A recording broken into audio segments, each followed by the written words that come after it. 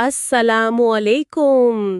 ہم سب کی زندگی میں کبھی نہ کبھی ایسے دن آتے ہیں جب ایک نماز کا وقت ختم ہو رہا ہوتا ہے اور دوسری کا شروع، اور ہم سوچتے ہیں کہ کاش تھوڑی سی آسانی ہوتی۔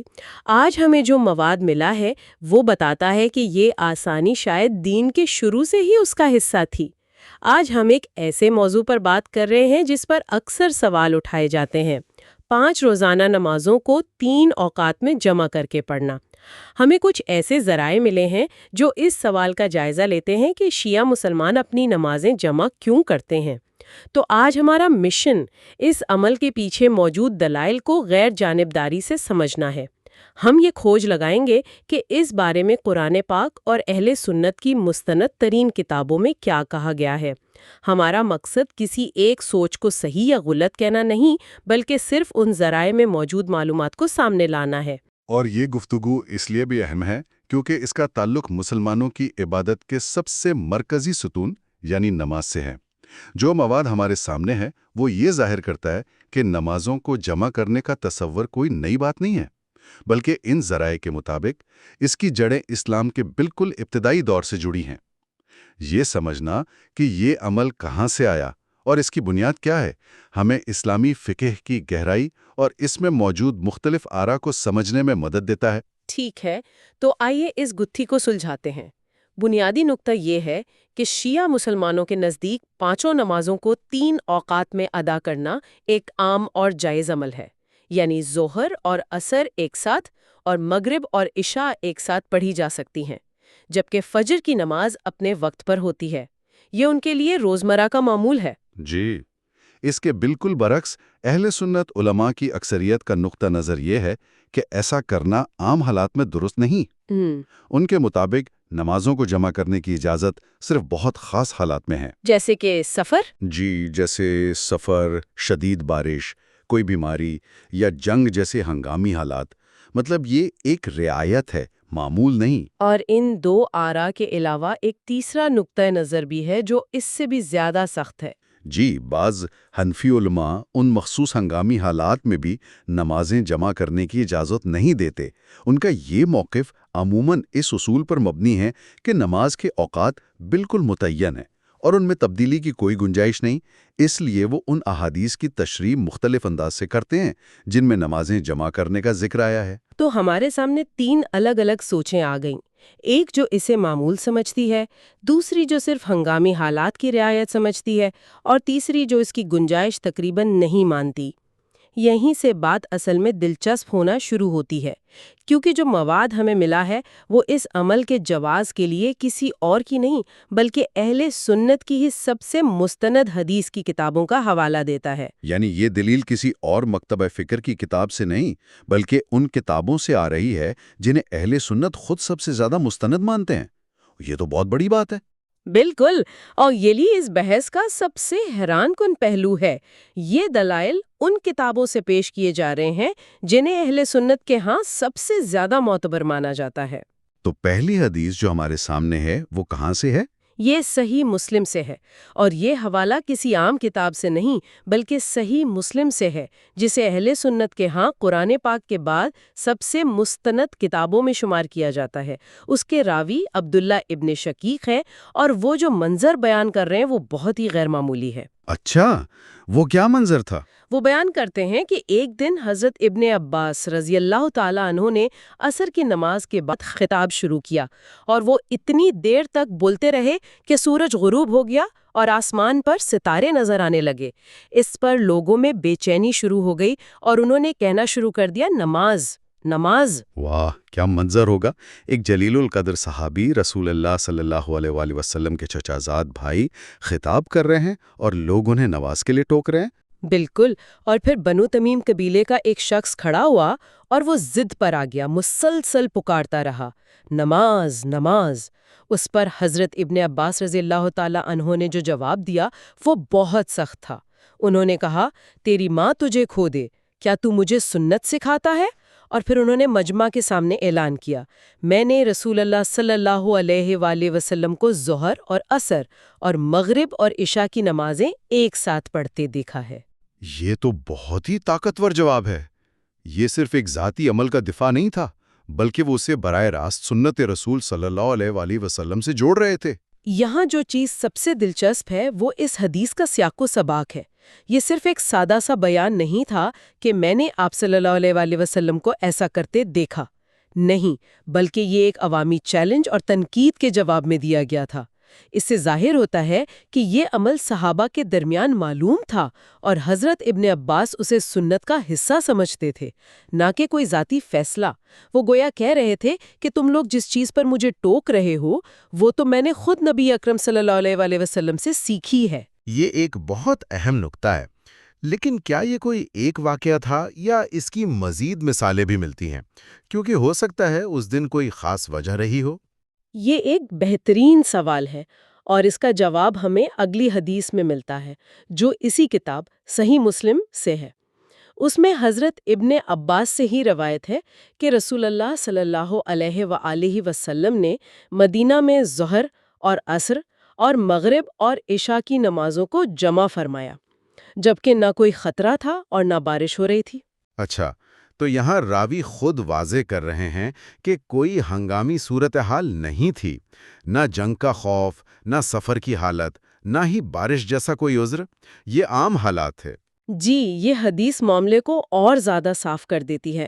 پچھلی حدیث سے کوئی یہ نتیجہ نکال سکتا تھا کہ شاید ابن عباس کے خطاب کی کوئی خاص اہمیت تھی، لیکن یہاں تو براہ راست رسول اللہ صلی اللہ علیہ وآلہ وسلم کے عمل کی بات ہو رہی ہے اور تمام ممکنہ ہنگامی وجوہات کو خارج کیا جا رہا ہے۔ اور سب سے بڑا سوال تو یہ ہے کہ پھر ایسا کیوں کیا گیا؟ اگر کوئی وجہ نہیں تھی تو پھر دو نمازوں کو ایک ساتھ کیوں پڑھا گیا؟ راوی نے بھی یہی سوال حضرت ابن عباس سے پوچھا کہ حضور صلی اللہ علیہ وآلہ وسلم نے ایسا کیوں کیا، اور انہوں نے جو جواب دیا وہ اس پوری بحث کی روح ہو سکتا ہے۔ انہوں نے فرمایا تاکہ ان کی امت غیر ضروری مشقت میں نہ پڑے۔ تاکہ امت مشقت میں نہ پڑے، یہ تو پوری بحث کا رخ ہی بدل دیتا ہے۔ اس کا مطلب ہے کہ نماز جمع کرنے کی وجہ جنگ، سفر یا بارش نہیں، بلکہ امت کے لیے آسانی پیدا کرنا تھا۔ اگر ہم اسے بڑی تصویر سے جوڑ کر دیکھیں تو یہ دلیل پوری بحث کو ہنگامی حالات کی فہرست سے نکال کر ایک وسیع تر اصول کی طرف لے جاتی ہے، اور وہ اصول ہے آسانی۔ یہ جواز امت پر سے بوجھ کم کرنا ہے۔ آج کے دور میں جہاں لوگ کام اور سفر میں گھنٹوں پھنسے ہوتے ہیں، امت کو مشقت سے بچانے والی یہ وجہ تو اور بھی زیادہ اہم لگتی ہے۔ یہ ایک بنیادی سوال اٹھاتا ہے کہ دین میں احکامات کی روح زیادہ اہم ہے یا ان کے ظاہری الفاظ؟ اور اس بات کی تائید میں ایک تیسری حدیث بھی صحیح مسلم میں ہی موجود ہے، جس میں حضرت ابن عباس رضی اللہ تعالیٰ عنہ ایک بار پھر یہی فرماتے ہیں کہ رسول اللہ صلی اللہ علیہ وآلہ وسلم نے ظہر اور عصر کی نمازوں کو ایک ساتھ اور مغرب اور عشاء کی نمازوں کو ایک ساتھ ادا کیا، بغیر کسی خوف یا سفر کی حالت کے۔ تو یہ بات بار بار الگ الگ سندوں سے دہرائی جا رہی ہے۔ ہم آپ تک ایسے ہی دینی معلومات لے کر آنے کی کوشش میں لگے رہتے ہیں۔ چینل کو سبسکرائب ضرور کیجیے۔ یہاں ایک اور باریک نکتہ ہے جس پر غور کرنا چاہیے۔ جو مواد ہمیں ملا ہے اس کے مطابق یہ تمام احادیث صحیح مسلم میں جس باب کے تحت درج ہے، اس باب کا عنوان ہے سفر میں دو نمازوں کو جمع کرنے کی اجازت۔ ایک منٹ، یہ تو عجیب بات ہے۔ جب حدیث کے اندر واضح طور پر لکھا ہے کہ یہ عمل بغیر کسی خوف یا سفر کے کیا گیا، تو اسے سفر والے باب میں کیوں رکھا گیا؟ یہی وہ نکتہ ہے جو ہمیں متن اور اس کی تشریح کے درمیان موجود تعلق پر غور کرنے کی دعوت دیتا ہے۔ کیا یہ عنوان حدیث کے وسیع مفہوم کو محدود کرنے کی ایک کوشش ہے یا اس کی کوئی اور علمی وجہ ہے؟ یہ ایک ایسا سوال ہے جو ظاہر کرتا ہے کہ بعض اوقات کتاب کی ترتیب بھی متن کے معنی پر اثر انداز ہو سکتی ہے۔ یہ واقعی ایک گہرا سوال ہے۔ تو ان سب باتوں کا کیا مطلب ہے؟ ہم نے احادیث سے دیکھا کہ نمازوں کو جمع کرنے کا عمل نہ صرف موجود تھا، بلکہ اس کی وجہ بھی امت کو مشقت سے بچانا بیان کی گئی۔ اب احادیث کے بعد ہمیں بنیادی ماخذ یعنی قرآن پاک کی طرف آنا ہوگا۔ کیا قرآن میں نماز کے اوقات کے بارے میں کوئی ایسی رہنمائی ہے جو اس عمل کی طرف اشارہ کرتی ہو؟ جی، اور یہیں پر یہ بحث اپنی سب سے مضبوط منطقی بنیاد تک پہنچتی ہے۔ فراہم کردہ مواد میں سورہ بنی اسرائیل کی آیت نمبر 78 کا حوالہ دیا گیا ہے۔ آیت یہ ہے: اقیموا الصلاۃ لدلوک الشمس الا غسق اللیلی و قرآن الفجر، ترجمہ ہے نماز قائم کرو سورج ڈھلنے سے لے کر رات کے اندھیرے تک، اور فجر کا قرآن پڑھنا بھی، کہ فجر کے قرآن کا مشاہدہ کیا جاتا ہے۔ سورج ڈھلنے سے لے کر رات کے اندھیرے تک، یہ الفاظ بہت اہم لگ رہے ہیں۔ اس کا کیا مطلب ہے؟ بالکل۔ اب اگر ہم اس آیت کا تجزیہ کریں تو اس میں نماز کے کتنے اوقات کا واضح طور پر ذکر ہے۔ 5 نہیں بلکہ 3 بنیادی اوقات بیان کیے گئے ہیں۔ اچھا، وہ کون سے 3 اوقات ہیں؟ پہلا وقت ہے دلوک الشمس، یعنی سورج کا ڈھلنا یا زوال آفتاب۔ عربی زبان اور تفاسیر کے مطابق یہ وہ وقت ہے جب سورج اپنے بلند ترین مقام سے مغرب کی طرف ڈھلنا شروع ہوتا ہے، اور یہ وقت غروب آفتاب تک جاری رہتا ہے۔ لہٰذا ظہر اور عصر دونوں نمازیں اس ایک وسیع ٹائم فریم میں آ جاتی ہیں۔ اچھا، تو سورج کا ڈھلنا ایک لمحہ نہیں بلکہ ایک پورا دورانیہ ہے جو ظہر سے شروع ہو کر عصر کے آخر تک جاتا ہے۔ بالکل۔ دوسرا وقت ہے غسق اللیل، یعنی رات کا اندھیرا یا رات کی تاریکی۔ یہ غروب آفتاب سے شروع ہوتا ہے اور آدھی رات تک رہتا ہے۔ اس دورانیے میں مغرب اور عشاء دونوں نمازیں شامل ہو جاتی ہیں۔ اور تیسرا وقت؟ تیسرا وقت بالکل واضح طور پر الگ بیان کیا گیا ہے، وقرآن الفجر، یعنی فجر کا قرآن پڑھنا، جو صبح کی نماز کی طرف اشارہ ہے۔ تو اس آیت کی روشنی میں ہمیں نماز کے لیے 3 بنیادی اوقات ملتے ہیں: زوال کا وقت جس میں ظہر و عصر شامل ہیں، رات کے اندھیرے کا وقت جس میں مغرب و عشاء شامل ہے، اور فجر کا وقت۔ یہ تو پوری بحث کا نقشہ ہی بدل دیتا ہے۔ یعنی صدیوں سے جو بحث 5 الگ الگ اوقات پر ہوتی رہی ہے، اس کی بنیاد قرآن کی ایک آیت میں 3 وسیع اوقات پر رکھی ہے۔ فراہم کردہ مواد کے مطابق یہی وہ قرآنی بنیاد ہے جس پر نمازوں کو جمع کرنے کے عمل کی دلیل قائم کی جاتی ہے۔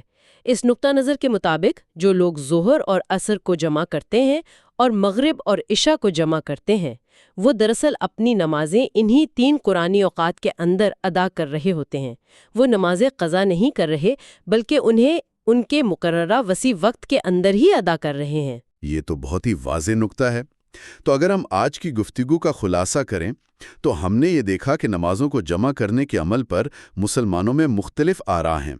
ایک طرف اکثریت اسے صرف ہنگامی حالات تک محدود سمجھتی ہے، تو دوسری طرف شیعہ نقطہ نظر اسے عام حالات میں بھی جائز قرار دیتا ہے۔ اور اس جواز کی بنیاد کے طور پر ہم نے کوئی کمزور یا غیر معروف حوالہ نہیں دیکھا، بلکہ اہل سنت کی مستند ترین کتابوں سے ہی ایسی احادیث دیکھیں جن میں رسول اللہ صلی اللہ علیہ وآلہ وسلم کا بغیر کسی عذر کے نمازیں جمع کرنا ثابت ہے۔